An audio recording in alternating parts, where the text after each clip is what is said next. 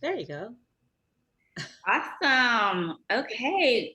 Hi, family. Welcome back to another episode of What's Your Journey? I'm Jordan Thorpe, and today we have a special guest with us. Her name is Fatima Oliver, and she is just amazing. She has so much to share with us. So let's just get right into the interview.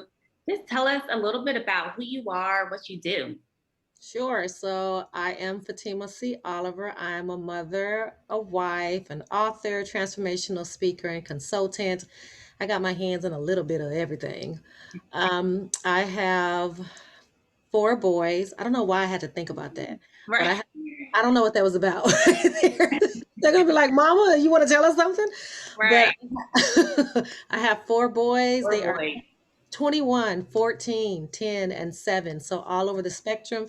The last two, I said I'm not having no more kids. And then I had my finale baby and my encore baby. I love And how you call it the finale baby. oh yeah, they were. Yeah, for sure. Because it was like, what the heck's going on? And then my encore baby, for real, if I would have had him first, I wouldn't have no more kids. So that was definitely an encore Right. to birthing. Okay. Beyond that, so I was born and raised in Las Vegas, Nevada. Oh, Grew up in the urban area, as it's nicely put, diplomatically said, the urban neighborhoods. We just say the hood. I grew up in the hood. And yeah, I'm a bit rough around the edges. That's just because I had to be. right. With all brothers who felt like basically they wanted to break me, and my mama just didn't have time to deal with no crying. So I Right. grew up a little rough. So I am a little rough around the edges. Right. Learned how to be a girlfriend and how to be cool with other women later on in life because I was just used to being around boys. Right. And yeah, so I'm a little quirky. I love to have fun. There's enough seriousness in the world. I've definitely had some traumas and tragedies that have happened in my life, so I love to laugh. Mhm. It is soothing for me, and yeah, that is kind of me in a little bit of a nutshell. Awesome. And so what do you do? What do you do now? What do you do today? So, as a transformational speaker and consultant, I really do work to help people walk through their own soul healing journey. When I say soul healing, for me, because what I experienced, it means your body, your emotions, your mental, all lining up at one time. And typically they're screaming at you anyway, but you're too busy to hear. And Right. so when you're just really focusing yourself, getting yourself to focus, to pay attention to that unity that's happening at that one time, saying, "Pay me attention. I'm screaming, I'm hurting, Right. I'm in pain. I have some stuff you need to look at." Right. And just really coming alongside clients and helping them to face the hard truths of their life, from anything from past experiences as a child all the way up to last week if you got your heart broken by an ex.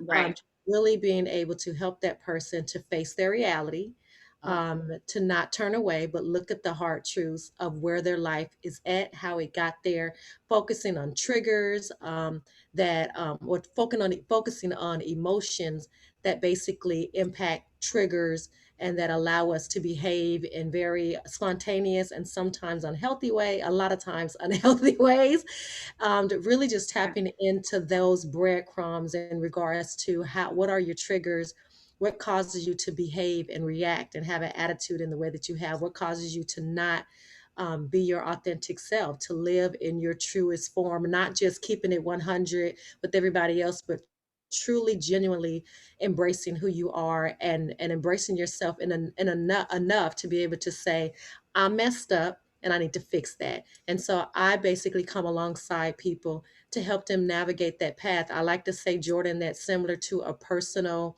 trainer for your body. I'm a personal trainer for the spirit. I coach you and I give you homework and we go through course material and we go deeper than what you wrote down. And we really try to peel back the layers on your life to Mhm. see how we can move you forward in a positive way. You only get out of it what you put into it. I definitely ain't doing all the work because I did my work on myself. So, um, but yes, that's my passion. That is my purpose. That is how I've taken my own pain, my own traumas, and used them for purpose to help other people. So soul care, thank you so much for sharing that. And so soul care is an interesting career. That's an interesting journey. You did mention that you had to do the work yourself to be able to share and help others. So how did you get into soul care? What was that like? So I really went through, I was a space and time where I truly thought I was losing my natural mind. And I Mm. want to back up just a minute and say the reason why I say soul care is because I can only impact the spirit as a human, as a person. When I'm speaking to anybody, I can only impact your spirit, your Right. emotions, your mental, your physical. However, the soul part comes in when we incorporate your faith. And so I definitely I'm a proponent of incorporating faith. Now, for me, I'm a Christian, so that's going to, my speech is going to portray me as we talk, but you do not have to walk my Yeah, walk. We're Christians over here. Yeah. Huh? I said we're Christians over here. Yeah. Speak So, freely. maybe not everybody is, right, and everybody hurts, and so when I'm working with people, that's definitely not a prerequisite to be a Right. Christian, but I do think it's important to incorporate your faith Your in this faith. journey, Yes. absolutely. Yes. And so for me, I was just in a space where, girl, I felt like I was losing my natural mind. I truly was afraid to go to sleep. I Mhm. didn't recognize myself. It was a couple years ago where I, Okay, so if we can just pause right there. So being afraid to go to sleep about feeling like you're losing your mind. How did you get to that point of feeling like I'm losing my mind? Like what happened? well, I mean, life just happened. So Okay. when I say that, I mean that I always struggled with anxiety and depression, truly my whole life. I Right. didn't really know what it was, but that's what I was struggling with. And around my 30s, mid 30s, is when I was able to put a name on it and get some help and be labeled as clinically depressed. Okay. But I never really went into, well, what got me there. I didn't go into the work as far as what is going on in my life, what has happened in my past that has gotten me in this somber place that I just don't know how to navigate out of.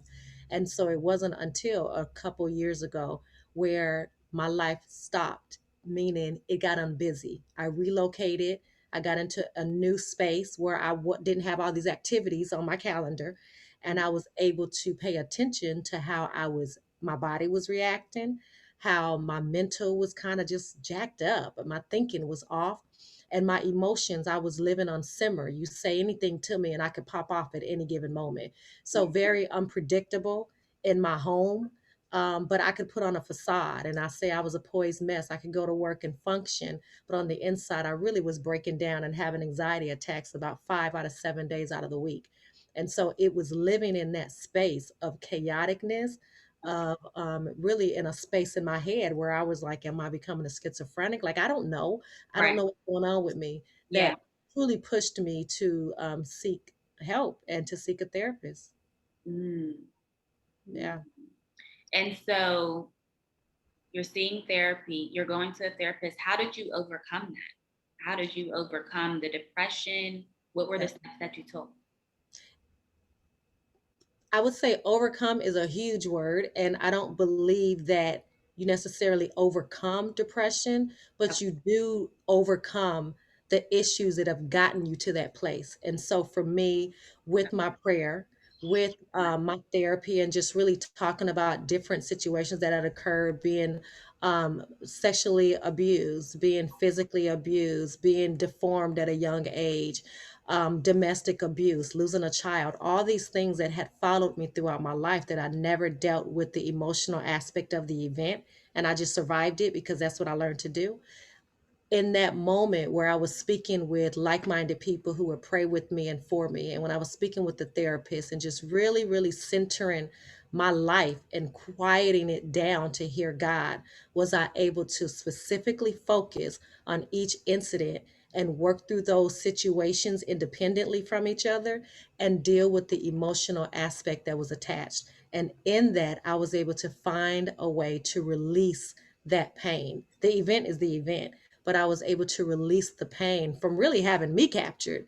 And I did that with each specific event in my life that really had was taking a toll on me, that I was carrying with me in every situation, in every job, every relationship. That's what I was carrying with me. And it was making me emotionally unavailable, yet I would erupt at any given moment. And so it took about honestly a good 10 months of me working through each individual event in that same status, as far as what happened, who was the person that did it to me, how did it make me feel, what was the damage that I have been carrying with me all this time because of that situation, what would I wish have been done differently, and who was at fault. Was it me? Did I play a part, or was it somebody else? And then really making resolution with it and saying, this happened, there's nothing that I can do to change the events, but I can make a choice at this moment. Now that I know that this was not my fault, I can make a choice to release it, and release that pain that's associated with it, and change it to you be as a testimony for me. And that is what I chose to do with every single situation. In the events that I was wrong, I Right. made the decision to make amends, meaning reach out to that person when it was safe to do so, and have the conversation and admit my fault. But all of those events, or all of those experiences, helped me to be able to get to a place where it was like, okay, I can breathe in this space. Now I can breathe in this space. And as I worked through every single event that was causing me such turmoil in my life, I began to feel more free. I began to feel more light. I began to be able to laugh more and just be lighthearted and kinder and be more aware of my habits. But it was so much junk that was on me. I call it dirt, that was suppressing me and keeping me so emotionally jacked up that I couldn't do day in, day out stuff. I couldn't be available for my children or for my husband or for my friends. I couldn't be truly available until I released all that pain. And so that truly was the steps that I took to get to the other side of my pain. That's so good. And you did mention before that you don't really ever overcome depression. And so I want to explore that. What makes you say that? Well, I can only speak for myself. I mean, I Right. know other people that it can be a constant challenge. Right. Um, Tragedies, traumas can have you react in certain ways, Right. and it becomes habitual. And so my entire life, I have reacted in this way. And so I have reacted in a way of having anxiety, my chest tightening up. Now I've learned um, over time to be able to notice my triggers and notice the things that can set me off in that space so that I can mitigate them. However, to say that I am completely recovered or healed, I truly believe that that is something that God can do. He can do all things. Right. Right. I Right. don't believe He has done that for my life, and I'm okay with that. And the reason Right. I'm okay with that is because it gives me an opportunity to have compassion for those who walk it also. So, in my instance, I definitely don't believe that I have made it to a place where I am recovered from depression or anxiety. Anything can get me to a place where I feel the tightening of my chest. However, through education and being able to say, okay, Fatima, what was that emotion you felt? And Self-awareness. yes, complete awareness. That is what has helped me to be able Yeah. to hold off those behaviors, those physical attributes that occur when I'm going through an emotional situation. That's so good. I like how you were saying about knowing your triggers Hmm. because that's important when you're battling with anything. Just having that self awareness of what makes you tick, what can just throw you off, Yeah, and what keeps you centered. And yeah. so I want to know, so how has your childhood impacted your mental stability? Because obviously at some point mental health is obviously a big discussion in the African American community. Trauma, we've all suffered some sort of trauma from our past and are trying to overcome and heal. So, how has your childhood impacted your mental health? Well, I mean, my entire life has impacted it. From 2 years old, I had a accident where I was burned on 25% of my body, primarily my feet and my legs. And so, as a child, I had to learn how to live with the deformity. I had to learn how to eat, walk, and talk all over again. At 2, I was experiencing grief and sadness. And so, although I learned how to survive it, I Right. still didn't really tackle the emotional attributes of it.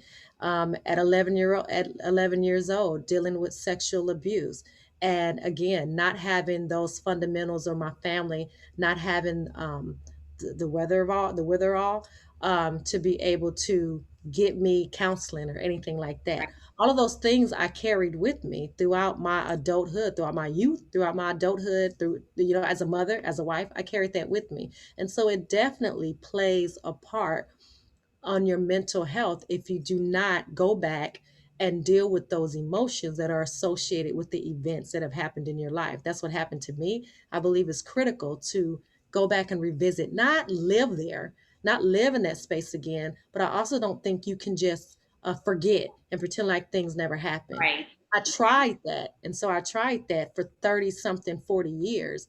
And it got me in a spiral where I felt like I was losing my mind. So I think it's critical. I believe that anybody's life, especially when it has so much trauma and tragedy and just horrible decision making and just sad events that occur in your life, things that you can control, things you can't. If you don't face the emotional, the feelings that are attributed to those events, they're going to catch up with you. And that's exactly what happened to me. So they greatly impacted my mental health. And so for years, like I stated, my entire life, most of my life, I felt something was wrong with me. But because I was around other people who had kind of took their issues and put them on their shoulders and toughed it out, they would tell me, and I think enabled me because they didn't know any better. And they would say there was nothing wrong with me. Because if there was something wrong with me, then that would mean there'd have to be something wrong with them. And so Mm. I went for years thinking there's nothing wrong with me. Maybe I can pray more. Maybe I can fast more. Maybe I can do more in the church. Maybe I can serve or get busier. But none of it helped me. And yeah, I had some serious moments where I wanted to and heavily considered driving my car through an intersection when I had kids, when I had a husband and a fiance. That didn't matter. I just wanted to get rid of the pain that was inside of me. So I And what really, made you not do that? What my stopped? my children, Yeah. and realizing that I didn't want them to live with that sadness, Yeah. and also prayer, and at that moment, finally hearing God Mm. um, told me to go to the dang doctor, something so practical. And while I was waiting for some Holy Ghost filled moment in church, God was saying, use practical application and go to the doctor. And so that's what I wound up doing. And that's when I was able to get medicated and get diagnosed as clinically depressed. But still, that medicated my situation. It did not help me to dive deeper to see what were the ailments that were keeping it going. And so I've Right. grown wonderfully, but there's still a journey for all of us. Right, absolutely. Thank you so much for sharing that story. And I like how you said, the medication just kind of puts a band-aid on it, but it doesn't actually heal the trauma. There's a lot of self-work and work that has to be done. So I want to ask, how did spirituality play a part in your mental health and just kind of navigating that area?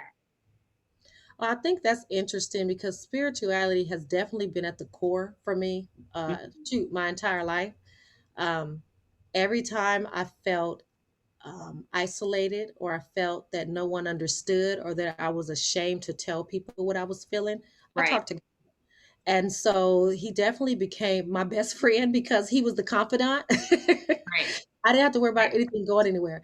And so, yeah, for sure, my spirituality was my center. However, in saying that, I definitely believe that God wants you to do things in the natural for spiritual change. And I wasn't applying the natural. I wasn't stepping out. I wasn't asking people for help. I wasn't doing the Yeah, work I you got to needed, do the work. Yeah, right, to get help. And so even though God was with me all the way, I still wasn't doing anything beyond saying, God help me, but I wasn't putting forth the work. And mhm, so it's definitely one of those situations where in your own self-healing, it's yours. You own that. And you may not have put yourself in that situation. It may not be your fault, but it is your ownership to heal yourself. right. And you have to do the work. You get out of it what you put in. So Jordan, when I started when I started participating in my own healing, that's when my life changed. It Mm, wasn't how much I prayed. It Right. wasn't how much I did any of that. I had been doing that my entire life. I mean, for Right. 30 years. It Right. was when I started participating in my own healing, going to therapy, being willing to be vulnerable and speak on those situations that I had never spoken on before, being vulnerable with my safe place, with my husband and with my tribe, and saying these are the things that I've been dealing with, and not just being vulnerable, but then taking action steps to correct my attitude, to correct my mindset, to correct my behavior. Yeah. And so, what would you tell a young girl in high school who is facing mental health issues, emotional behavior issues? They've been diagnosed with PTSD. What would you tell a young girl in high school who is trying to navigate that space in their life? Because, in high school, you don't really have control over your environment, or you don't really have a lot of options. It's kind of like where you live, that's where you live. You really don't have that control until you get older. So Yeah. it's just kind of navigating, those years. What would you tell a young girl who's facing mental health issues? I definitely remember when I was young and I just didn't know what it was that I was dealing with. And I just felt so alone and, like I said, isolated. And I was a cheerleader and I was doing all these things, but nobody Right, knew what the pain I was feeling. So right, I would definitely encourage, whether it's high school or anyone, honestly, a safe place. You mhm, have to have a safe place to share your heart. And so, specifically to a teenager who doesn't have the control over their whereabouts, right?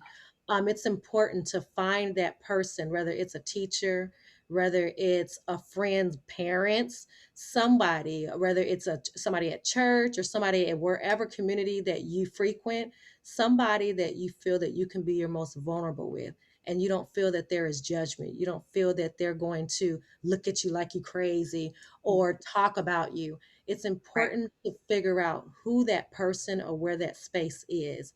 I would say that for anybody, honestly, the only reason that I was able to move forward and go to therapy is because I relied on my safe place. And it was a no judgment zone. So I think it's critical to be able to find your no judgment zone and share in that space as much as you can. Journaling also. Journaling, you'd yes, be I love. surprised how much journaling can help. Even if it's all sad, Right, journal it, because you're getting it out of you're getting it out of your soul, you're getting it out of your head, and you're putting it down on paper. And you'd be amazed how much when you write that you can even read it and say, that don't even make sense. Why I'm thinking like that? And I, can even, check yourself while you're writing. But I would say at least in a space where you can't control everything that's happening to you. You're not an adult. You're not able to go and move and shake like you right, want.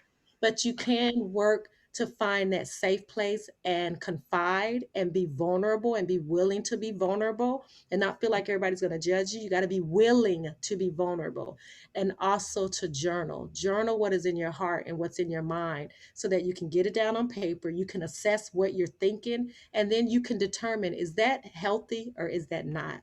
yeah, And I would really, if you're in a space where it's your parents and you know that they support you no matter what, or a grandparent or somebody that you know got your back, I would really, really behoove you to speak to them and to let them know, because they may be able to have some resources that can help you that you just haven't had availability to at this point. that's so good. Journaling in a safe space. Yeah, absolutely. I call it a safe place. Mhm. Everybody needs a safe place to fall. Everybody needs a place where they can just take everything off. I Right, like to say it's like when you're snotty and your hair's all over the place. You just had a horrible moment that happened in your life, and the person comes in and they helps you clean up, and they clean you up, and they will pray with you and for you, and they will speak the truth in love. And not all the time is it easy to hear, but right, you know they love you. You know they love you, so you're not going to throw it off as shade. You're going to go back and think about what they said. right. That is your safe place. You got to find that place. I believe that is like that is one of the most critical elements of walking through a healing journey, a soul healing journey, is first figuring out who your circle is. Not everybody that you go to the club with and you hang out with are people that you can be vulnerable with. You got to know who that is, because as you walk the journey, you're going to shed some stuff. You're going to start to change. God is going to change you and manifest you into something so beautiful. And not everybody's going to be able to handle that. But if they're the right place, the right circle, the right people, they're going to celebrate you, and they're just going to be they're going to cry with you in celebration, because they're going to be so amazed at how much God has changed your life. That is so good. I think it was John Gray, he said, your tribe is your vibe. Yeah. But finding the tribe can be difficult. Like finding people you can trust. I know that was something that I struggled with for a long time. Even I struggled with mental health, depression in high school, and, just overcoming that. And it was hard for me to find an outlet of release. And that's why I'm a major advocate of journaling. When you were talking about journaling has helped me tremendously just to be able to release and just let out. Um, you mentioned before about so we're going to fast forward to today. So now you are coaching other people and helping them get the soul care that they need to navigate those spaces. And so I want to ask, so what is the the main challenge for people not living their authentic selves or not being their authentic selves? I believe it is the major thing is not wanting to face the truth. Mm, And sometimes you live in such a way for so long, it becomes so comfortable. You know it ain't you, right, but you get the accolades that you really are craving from a deeper place. right. But it's a soother.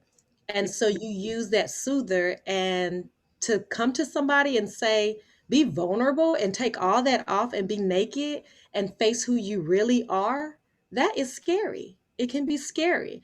And so people are afraid. They're afraid to face the truth. They're afraid to face themselves. They become this other person, and we can make up our mess very well. That it's hard to look in the mirror and say, um, but why did you buy that bag? Did you really need it? Were you showing off, or was that your coping habit? And what are you coping from? What is really going on underneath the surface, right? Why you had to get that loud? Did you really have to get that loud though with that person? I mean, did it really cause for all of that? See, those type of questions bring vulnerability and honesty that a lot of people just don't want to do. I know for me, one of my major fears, and it sounded so silly that I was afraid to share it, but it was that I was afraid I wasn't going to like myself when I changed. I was afraid Mm, that when God did whatever it is he was doing, because in the middle of it, I didn't know what the heck he was doing, right? I right. was just walking the steps, one step at a time, baby steps. But I truly was afraid, and I remember journaling it and saying, I'm afraid that I won't like myself. I'm afraid that people won't like me. I'm afraid I'm going to become so boring because I knew this Fatima. I knew the loud Fatima. I knew the resistant Fatima. I knew the chip on the shoulder And people Fatima. like that, Fatima. Yes, right. And people liked it, right? It was Yeah, like I was their entertainment. I was right. the entertainment, and that's not good, but I was their entertainment. And so I was afraid that once I all that came off of me, Right. and I was vulnerable and I was honest in my trueness, and people saw my true there were so many things that I shared in my book that people had no idea about that I lived through. And they saw that, wow, all this time she was giving me encouragement. She was pretty broken. When Mm, they got to see that part of me, would they still like me? And I think a lot of people struggle with that. Will people still like me? Will people still accept me? But the one major thing I had to understand is that God accepted me. Point mm, blank, period. He accepted me. He accepted my mess. And why on earth, if he accepted my mess, would he take me to something worse if I'm putting my life in his hands?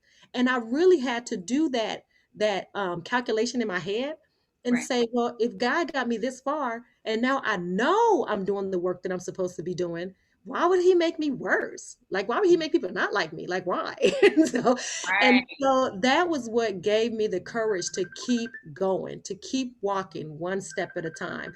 And so it really was one of those situations. I have no idea who's calling me now. Sorry. Um, Okay.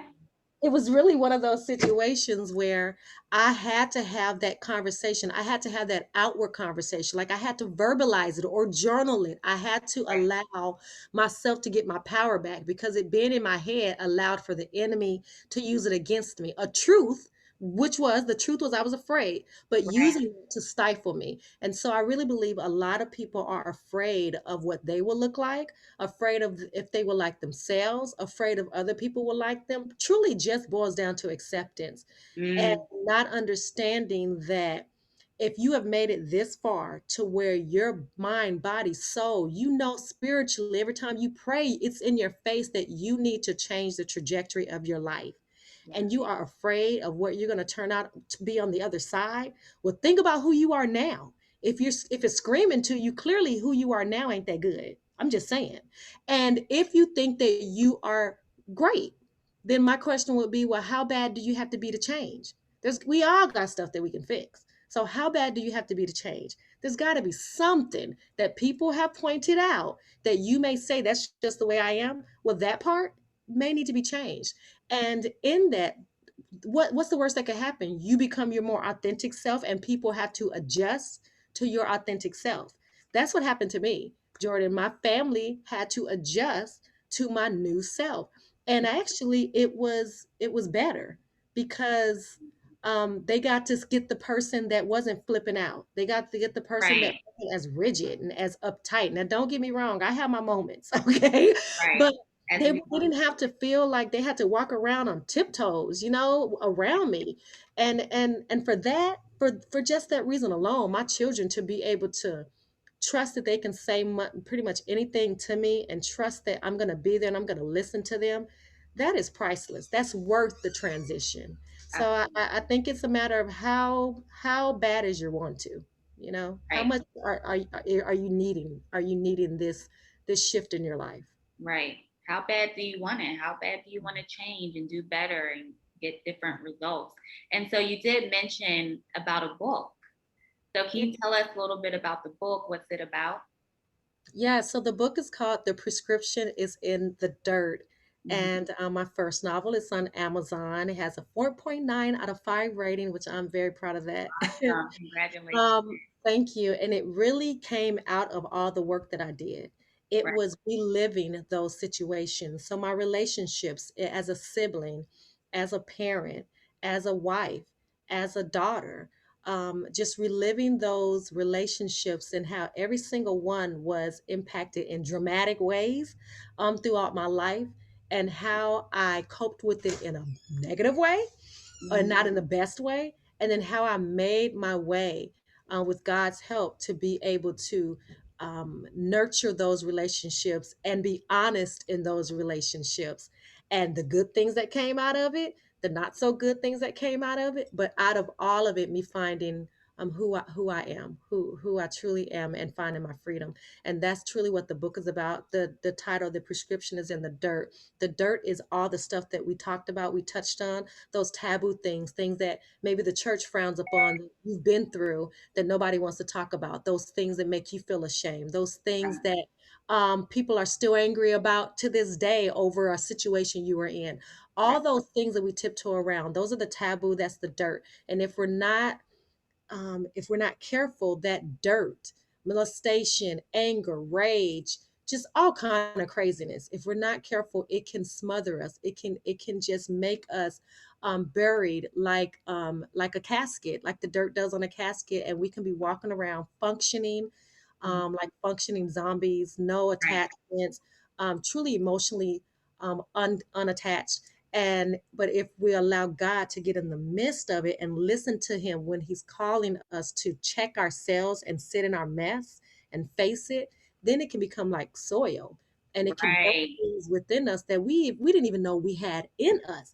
And the book was something I didn't even know I had in me. But Mhm. God had to cleanse me from all that stuff, years, decades of stuff that I had carried in my life. He had to cleanse me of that for me to be able to sit Yeah. down, start journaling, and then say, oh my God, that's a book.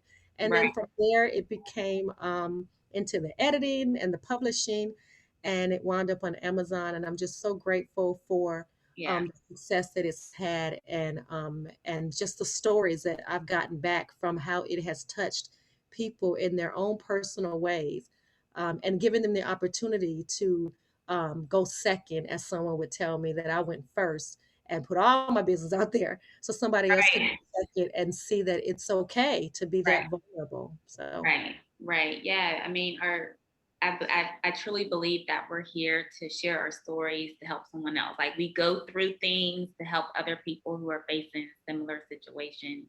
yeah. And so, just to wrap it up here, what would be, we always do a journey takeaway, so what would be a takeaway from your journey that you would like to share to inspire or help someone else?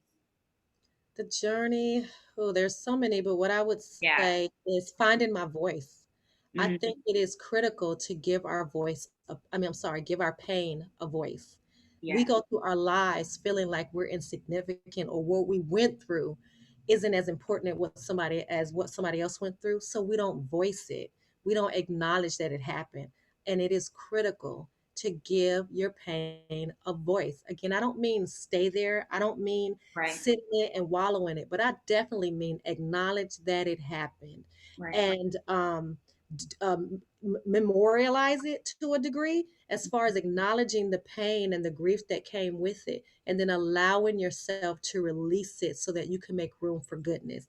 That is critical in walking through any healing journey. Holding on and harboring the pain, that's not healing. You Mhm. have to let it go. Eventually, you got to decide to let it go. But a lot of us can't because we haven't really embraced what that tragedy did to us.